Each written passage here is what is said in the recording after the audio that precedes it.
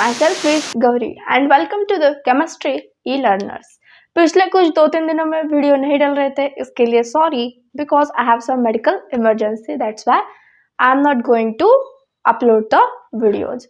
But from today I will upload regular lectures of the chemical kinetics. This is the chapter of the physical chemistry. हमने अभी तक basics of organic chemistry में बहुत कुछ सीखा था, लेकिन अब हम कुछ ऐसे टॉपिक्स करेंगे ताकि जो बच्चे इस बार 12th में है और जो मुझे देख रहे हैं वो अपने एग्जाम्स अच्छे से निकाल पाए, इसीलिए केमिकल काइनेटिक्स से टॉपिक में शुरू कर रही हो। ये टॉपिक बहुत ज़्यादा इजी है। अगर आपने मेरे साथ किया है या फिर आप किसी भी टीचर के साथ करेंगे और उसके साथ ही साथ प्रैक्टिस करेंगे तो टॉपिक बहुत आपके लिए इजी है एंड ये बहुत इंपॉर्टेंट टॉपिक भी है। सो let's start with chemical kinetics. Chemical kinetics. Chemical kinetics. Chemical kinetics. What is the meaning of the chemical kinetics? Kinetics माने एक प्रकार का मोशन एंड केमिकल माने एक रिएक्शन के थ्रू हम इसे कहते हैं chemical kinetics. Branch of physical chemistry which deals with the rate of reaction, deals with the branch of physical chemistry deals with rate of reaction. This is the first point. Second, when it is the factors, it means which factor are affecting, that it may be concentration, it may be temperature or so many things like but pressure, temperature, concentration, these are the very important factors which affect on rate of the reaction. Factors which affect on rate of reaction, that is the ROR. And third is what is its mechanism.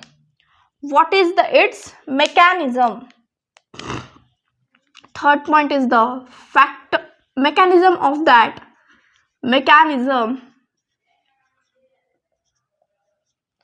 of reaction. These are the points. What is the chemical kinetics? अगर आपने किसी ने आपको पूछा what is the chemical kinetics, तो आप क्या कहेंगे? Chemical kinetics, it is the branch of physical chemistry which deals with the rate of reaction, factors which affect on the rate of the reaction and mechanism of the reaction. जैसे जैसे हम आगे पढ़ते जाएंगे हम फैक्टर्स में बहुत सारे अलग अलग तरह के फैक्टर देखेंगे, लाइक टेम्परेचर हो गया, concentration, then after it's a pressure. These are the so many quantities. In next lecture we will discuss it. What about the mechanism of the reaction? Mechanism of reaction, कुछ बच्चों को लग रहा होगा कि जब जैसे हम ऑर्गेनिक में रिएक्शन का मैकेनिज्म देखेंगे उसी तरह यहाँ पे होगा, उसी तरह से नहीं लेकिन उस प्रकार से ही हम उसका मैकेनिज्म स्टडी करेंगे। तो ये था सब इंट्रोडक्शन। अब हम बात करेंगे आज का जो हमारा पहला टॉपिक है, that is the rate of the reaction. First topic is the rate of reaction. अब रेट ऑफ रिएक्शन हम किस रिएक्शन के लिए लिखते हैं? अगर कोई रिएक्शन बहुत ज्यादा फास्ट हो रही है तो हम उसके लिए ROR नहीं लिख सकते। अगर रिएक्शन बहुत ज्यादा स्लो है तो हम उसके लिए भी रेट ऑफ रिएक्शन नहीं लिख सकते। तो फिर हम रेट ऑफ रिएक्शन किस रिएक्शन के लिए लिख सकते हैं? हम रेट ऑफ रिएक्शन सिर्फ और सिर्फ जो मॉडरेट लेवल की रिएक्शंस है हम उसी के लिए हम रेट ऑफ रिएक्शन लिख सकते हैं। अब कोई पूछेगा मैम अगर फास्ट रिएक्शन माने हम कौन से रिएक्शन कंसिडर करेंगे? अगर मैं कहूं कि फास्ट रिएक्शन के लिए first, what is the rate of the reaction? Change in concentration of product and reactant with respect to the time. Change in concentration of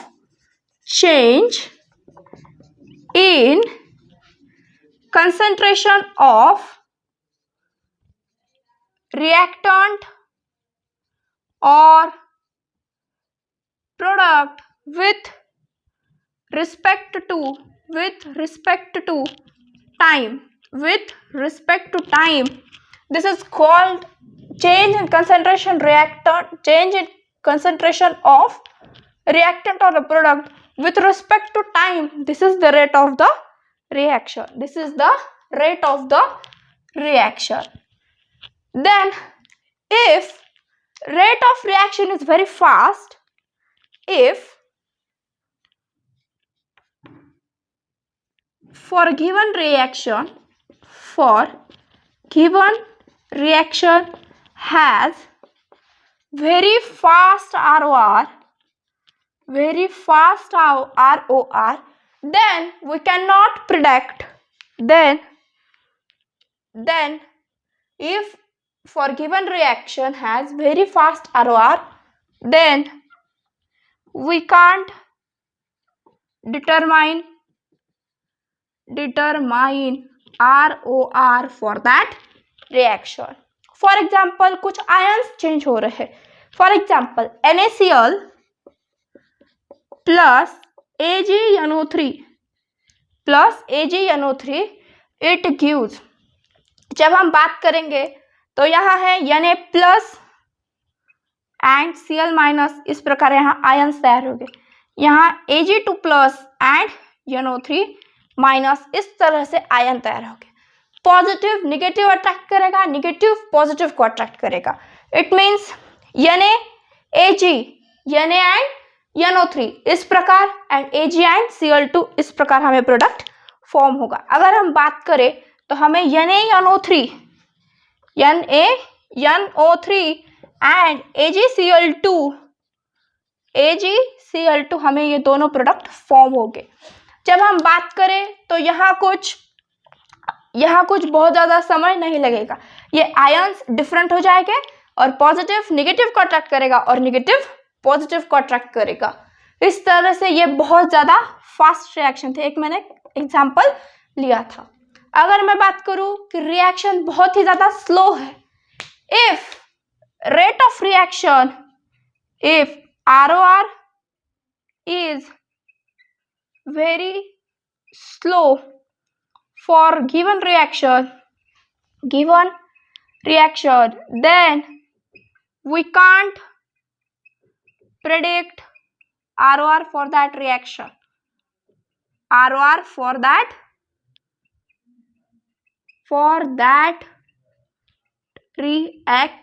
हम उसके लिए भी ROR प्रेडिक्ट नहीं कर सकते. अब स्लो रिएक्शन माने कौन सी रिएक्शन? अगर मैं बात करूँ slow reaction, that is the rusting of the iron. ये बहुत ही ज्यादा कम है. ऐसा नहीं कि हमने कुछ आयरन की चीज रख दी और लगे रस्ट, वो बहुत ही ज्यादा फास्ट रस्ट कर गए. इस प्रकार भी कुछ नहीं है. So example is here rusting of iron. This is also the good example. अगर मैं बात करूं कि मॉडरेट रिएक्शन के लिए हम ROR फाइंड कर सकते हैं, तो ऐसी कौन सी मॉडरेट रिएक्शन हम कह सकते हैं कि वो हम इसके लिए यूज कर लें. पहले आप इतना सब कुछ नोट कर लीजिएगा, फिर मैं आपको मॉडरेट रिएक्शन के लिए हम कैसे ROR फाइंड आउट करते हैं हम उसके बारे में डिस्कस करेंगे. हमने क्या पढ़ा अभी तक? हमने केमिकल काइनेटिक्स से टॉपिक स्टार्ट किया है. What is the meaning of the chemical kinetics? The meaning of the chemical kinetics is that the branch of the physical chemistry which deals with the study of rate of reaction, factors which affect on ROR and mechanism of the reactions. Then हमने पहला topic start किया था in the chemical kinetics. It is the rate of the reaction. What is the meaning of the rate of the reaction? जब change in concentration of product and reactant में दिखाई देगा हमें, तब हम कहेंगे this is the rate of the reaction with respect to time. Yes. Then if given reaction हमारी पहली कंडीशन थी और ये सेकंड कंडीशन. हमने पहले कंडीशन में ऐसे पढ़ा कि अगर बहुत ज़्यादा फास्ट है तो हम उसके लिए भी रिएक्शन का ROR नहीं फाइंड आउट कर सकते, और अगर रिएक्शन बहुत ज़्यादा स्लो है तो हम उसके लिए भी ROR नहीं कर सकते, that is the rusting of the iron. अब बारी है मॉडरेट रिएक्शन। हम किस रिएक्शन को मॉडरेट रिएक्शन कहेंगे?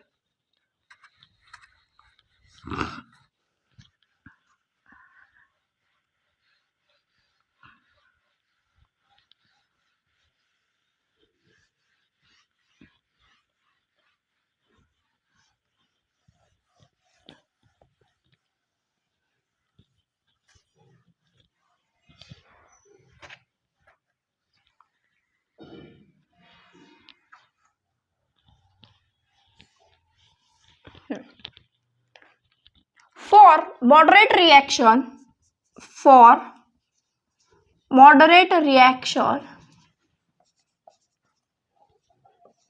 we can predict or predict the rate of reaction. We can find the rate of the reaction for the moderate reaction. अब जब हम मॉडरेट रिएक्शन की बात करें तो हम यहाँ फर्स्ट ऑफ ऑल यानी हम सबसे पहले जो कुछ भी मॉलिक्यूलर रिएक्शन होते हैं हम यहाँ उसके बारे में डिस्कस करते हैं। Which reaction? Molecular reaction. अगर मैं बात करूँ मॉलिक्यूलर रिएक्शन में कौन सी रिएक्शन हम ले सकते हैं, अगर मैं बात करूँ N2 plus 3H2 it gives NH3.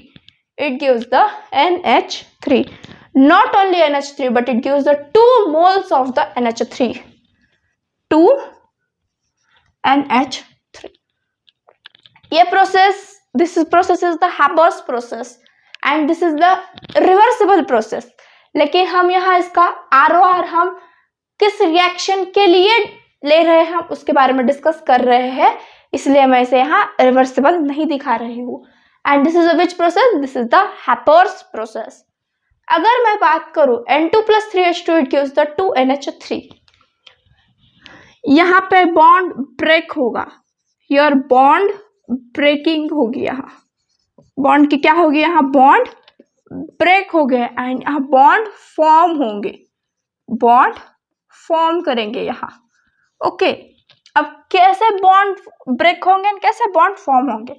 Nitrogen has the triple bond plus H2, hydrogen has the single bond in that way and this NH3 also has the single bond in its structure. Okay, in that way, yes, it has also its bonds. So यहाँ के 2 bond टूटेंगे, NH3 form करेंगे and same second nitrogen भी NH3 form करेगा। सो 2 molecules of NH3 form होंगे। यहाँ कुछ समय लगेगा, कुछ बॉन्ड ब्रेकिंग के लिए और कुछ बॉन्ड फॉर्म होने के लिए। जब हमने आयंस के केस में देखा था वेरी फास्ट रिएक्शन, तो वहाँ आयंस बहुत जल्द फॉर्म होंगे और वो आपस में एक भी हो जाएंगे, positive negative and negative positive को अट्रैक्ट करके।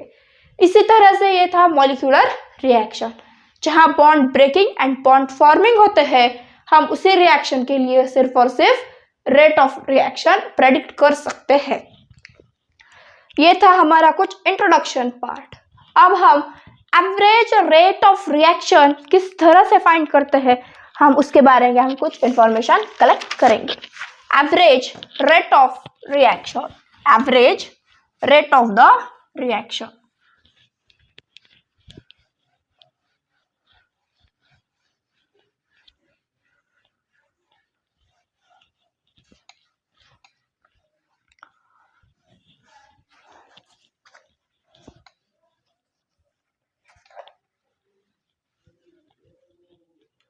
Yes, average rate of reaction.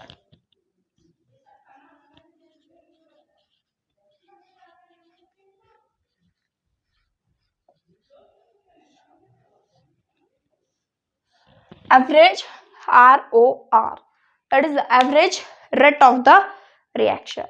अगर मैं आपको ऐसे ही समझाऊंगी तो कुछ भी समझ नहीं आएगा। हम बहुत सारे एग्जाम्पल के through average rate of reaction आज पढ़ने वाले हैं। First example that is 2a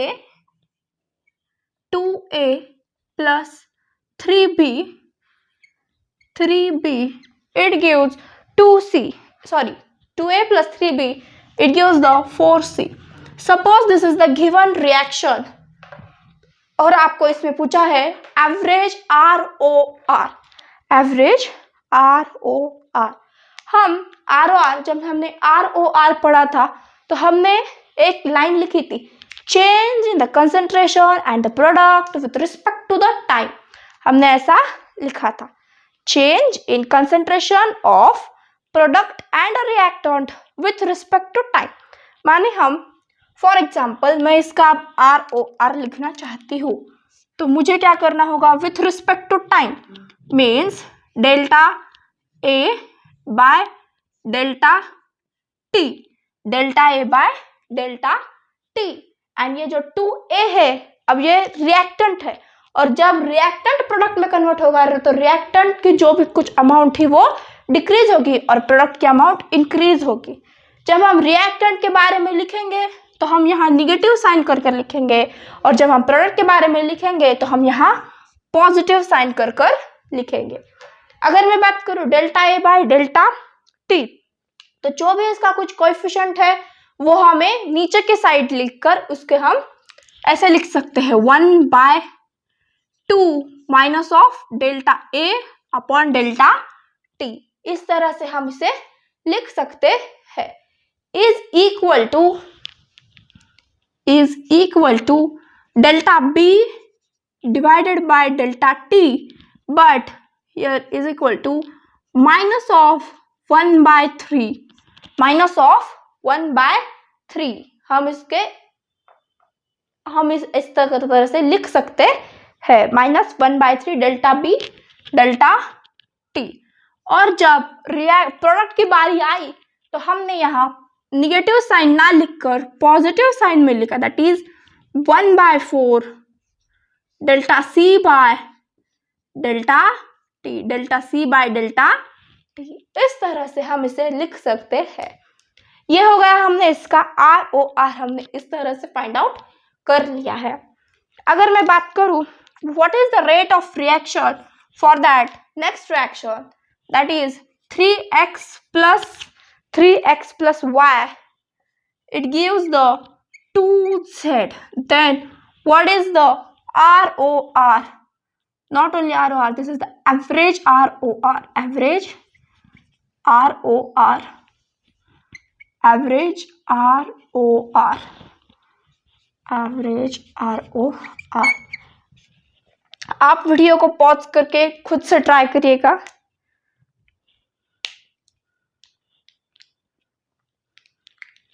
yes, try कर लिया। मैं भी आपको अब एक बार कर बता दूंगी। जब हम यहाँ ये रिएक्टेंट है और ये प्रोडक्ट है, left hand side it is the reactant and right hand side it is the product. जब हम रिएक्टेंट की बात करेंगे तो रिएक्टेंट का कॉन्सेंट्रेशन जब प्रोडक्ट में कन्वर्ट होगा तो रिएक्टेंट कम होगा और रिएक्टेंट डिक्रीज हो रहा है, ये निगेटिव साइन हमें यहाँ बता रहा है, इसलिए हम यहाँ नेगेटिव साइन का इस्तेमाल करते हैं। अगर मैं बात करूँ हमें x की ROR हमें बतानी है तो हम ऐसे लिखेंगे delta x divided by delta t and हम 1/3 माइनस इस तरह से हम इसका ROR दिखाएंगे। ये हो गया ROR for x। Then what is ROR for y is equal to minus of 1/1, यहाँ कोएफिशिएंट नहीं है माने this is the 1, minus of 1/1 delta y by delta t is equal to, this is the product side and product side हम positive से दिखाते हैं, इसीलिए positive 1/2 delta z बटे डेल्टा t। इस तरह से हम बात करें तो this is the ROR for that reaction. I hope आपको ये समझ आ रहा होगा। हम इस तरह एवरेज रेट ऑफ रिएक्शन लिखते हैं। अगर हम बात करें rate of appearance and rate of the disappearance, अब अपीयरेंस, हम अगर रेट ऑफ अपीयरेंस की बात करें तो what is the meaning of the rate of appearance? यहाँ अपीयर क्या हो रहा है? प्रोडक्ट फॉर्म हो रहा है, मानी वो अपीयर हो रहा है। तो हम जब भी रेट ऑफ अपीयर की बात करेंगे तो हम प्रोडक्ट के बारे में ही बात करेंगे। हम जब भी when we talk about rate of appearance,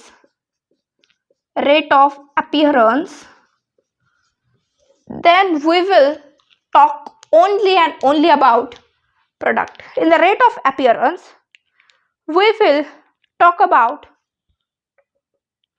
only product. Then after that, this is the product. We talk about product, so we always get the positive value. We always get the positive value. It means हम जब भी कोई ROR निकालेंगे of product का, वो हमें क्या मिलेगा? पॉजिटिव ही, क्योंकि हम रेट ऑफ अपीयरेंस की बात कर रहे हैं। और जब हम यहाँ, जैसे कि हमने यहाँ स्टोइकियोमेट्रिक रूल अप्लाई, यहाँ कोई भी हम स्टोइकियोमेट्रिक रूल नहीं अप्लाई करेंगे। No need to apply, no need to apply, no need to apply stoichiometric rule, stoichiometric rule, no need to apply the stoichiometric rule. This is about the rate of the appearance. इसी तरह से हम rate of the disappearance की भी बात कर लेते हैं। rate of the disappearance,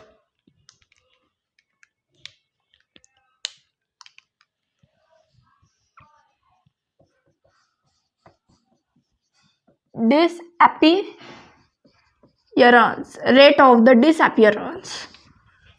What about the rate of the disappearance? हम rate of disappearance किसके लिए लिखते हैं? रिएक्टेंट्स के लिए हम rate of disappearance लिखते हैं। अगर मैं बात करूं rate of disappearance, तो ये हमें कुछ निगेटिव वैल्यू देता है। ये हमें रेट ऑफ डिसअपीयरेंस हमें पॉजिटिव वैल्यू देगा। एंड जब भी हम यहाँ स्टोइकियोमेट्रिक रूल हमें यहाँ अप्लाई करना होगा, तो हम इसके पॉइंट्स भी लिख लेते हैं। First point, that is it is for the reactant, it is for the reactant, for the reactant. In that second case, this is also gives the positive value, this also gives the positive value. And third, here we have to apply the stoichiometric rule, we have to apply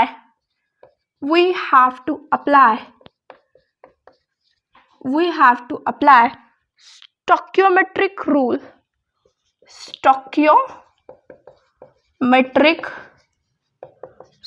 stoichiometric rule. This is about the rate of the disappearance. अब हम rate of एक बार rate of appearance and rate of disappearance इस reaction के लिए एक बार हम निकाल लेंगे। Okay, so let's start. Rate of the appearance, अब हमें किसके लिए निकालना होगा? फर्स्ट प्रोडक्ट के लिए। तो हमें क्या करना होगा? Delta Z upon delta T, rate of appearance for that reaction, rate of appearance, that is we will write ROA, rate of the appearance.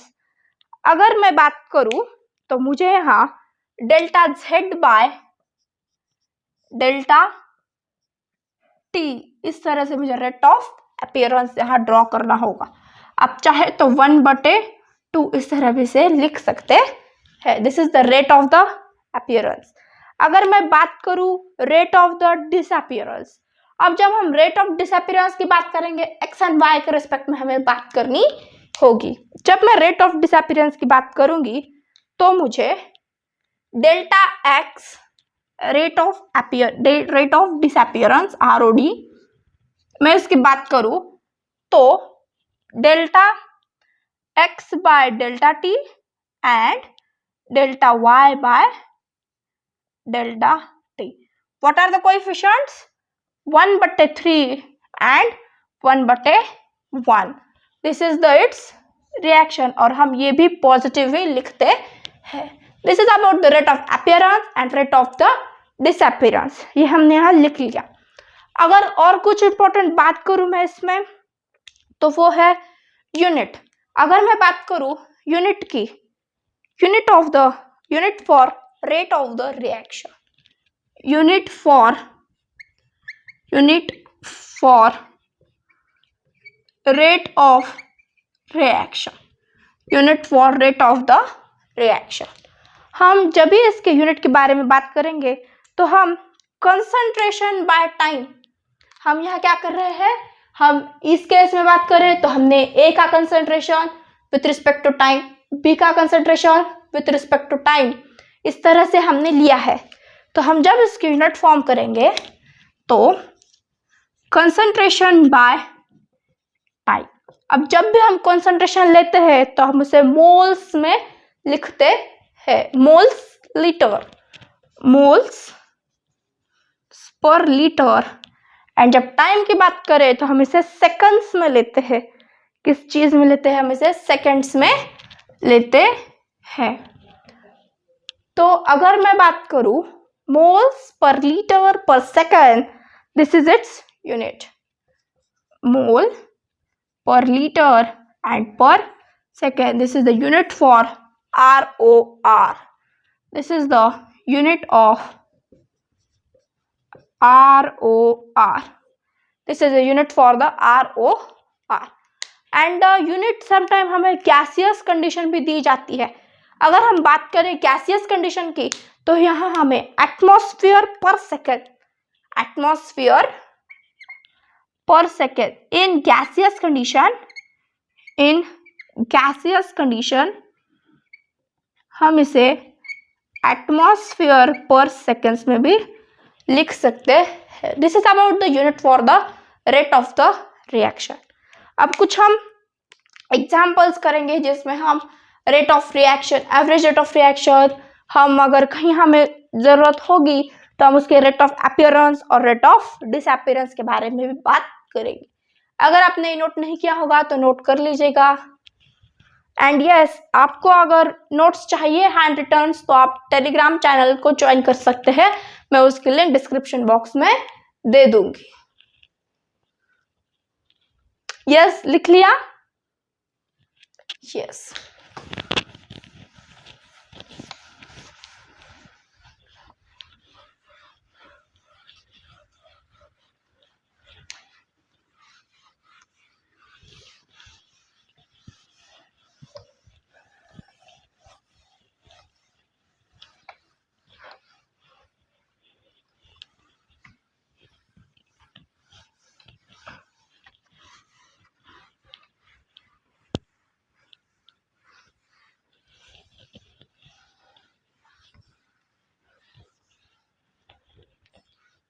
(4NH3 plus 5O2). This is a question. 4NH3 plus 5O2. It gives NO. It gives NO. That is the 4 molecule of NO plus 6 molecule of H2O. 6 molecule of the H2O.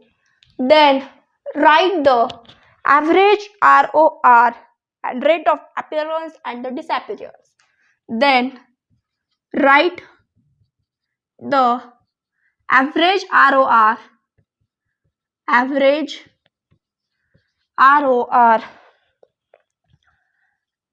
and this is the first question.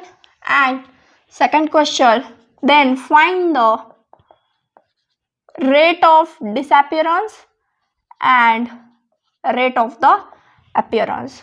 हम पहले average ROR की बात कर लेंगे.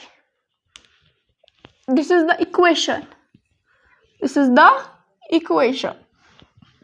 तो first we will talk about average ROR.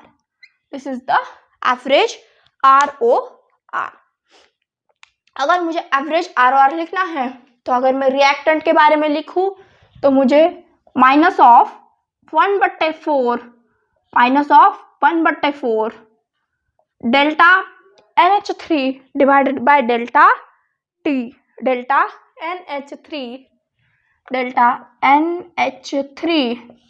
divided by delta T is equal to, this is the minus sign, is equal to 1/5 and change in O2 molecule divided by delta T, and this is equal to 1/6, and here this is a minus condition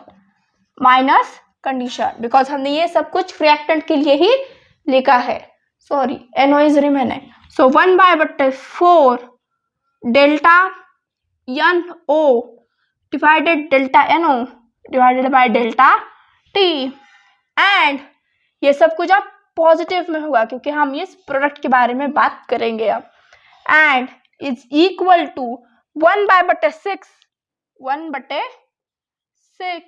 delta H2O by delta T इस तरह हमने average ROR लिख लिया है। उसके बाद हमें rate of disappearance find out करना है, rate of disappearance which is denoted by the ROD। अब रेट ऑफ जब डिसअपियरेंस की बात करेंगे तो हमें किसके लिए लिखना होगा, NH3 एंड O2 के लिए रेट ऑफ डिसअपियरेंस हमें लिखना होगा। तो हम delta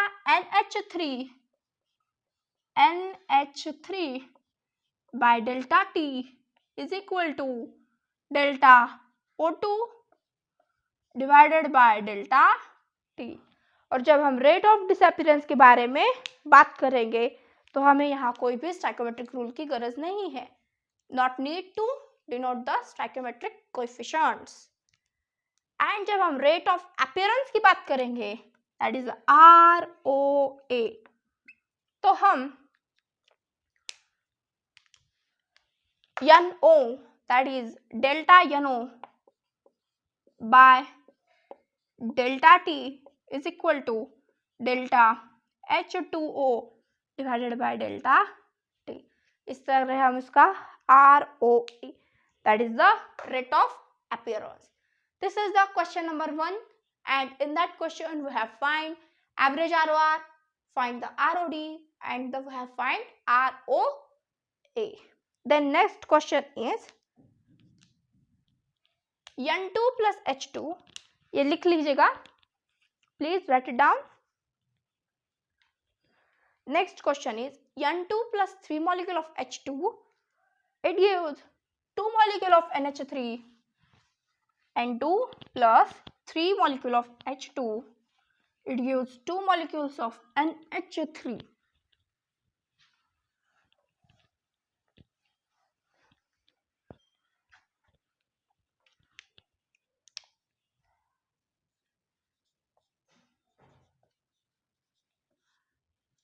Two molecule of the NH3. Write the, sorry, during the formation of NH3, during the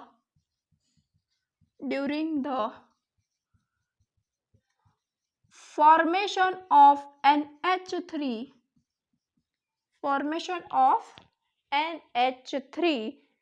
2 moles of N2, 2 moles of N2 disappear, 2 moles of N2 disappear in 1 minute, in 1 minute.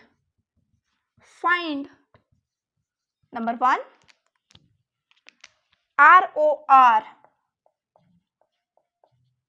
second rate of disappearance of H2, rate of disappearance of H2. Third thing is rate of appearance of NH3.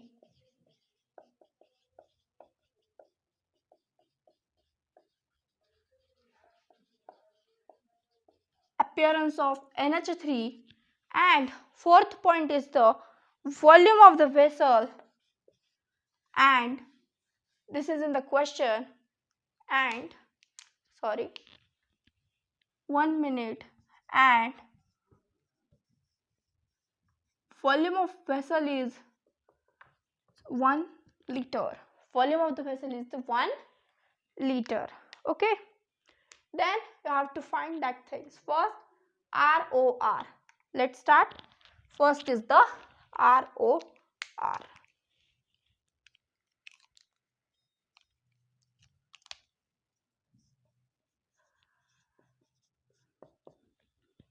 N2 plus 3NH2. We have to write it down for ROR.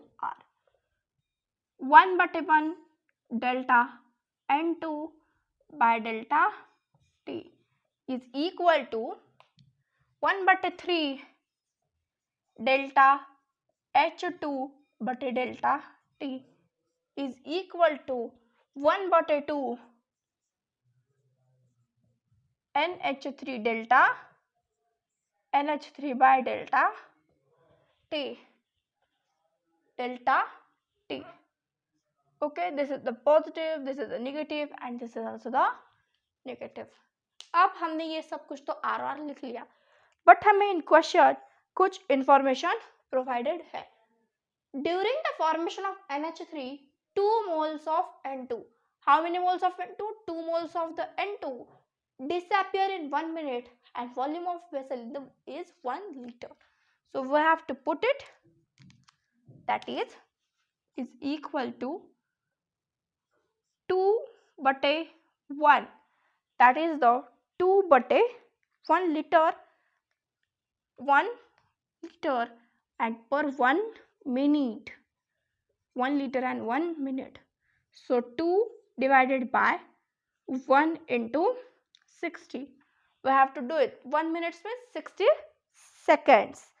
60 seconds, and this is the 1 liter value. 1 liter value. जब हम इसकी unit लिखते हैं तो concentration with respect to time लिखते हैं, इसीलिए हमने ये सब कुछ लिखा है. 1 liter into 60 seconds. हम जब इसे सॉल्व करेंगे तो 1/30 moles per litre per second, ये हमें N2 के लिए मिल गया. That is the delta N2. हम यहाँ लिख सकते हैं डेल्टा N2 बटे delta T is equal to minus of 130, that is minus of 1/30 moles per litre. उसके बाद हमें रेट ऑफ डिसअपियरेंस ऑफ हमें H2 निकालना है. ROR ये सब के लिए हमने ये सब कुछ इक्वल था, तो 1/30 is the ROR for that all. Then हमारा फर्स्ट वैल्यू आ गई हमारी ROR की. This is equal to 1/30 moles per litre per second. Second question है हमारे लिए rate of disappearance of H2. अगर मैं rate of disappearance of H2 के बारे में बात करूं तो हमें फर्स्ट वी हैव, ये सब कुछ लिख लीजिएगा, मुझे ये रफ करना होगा. Yes, you can write. Okay,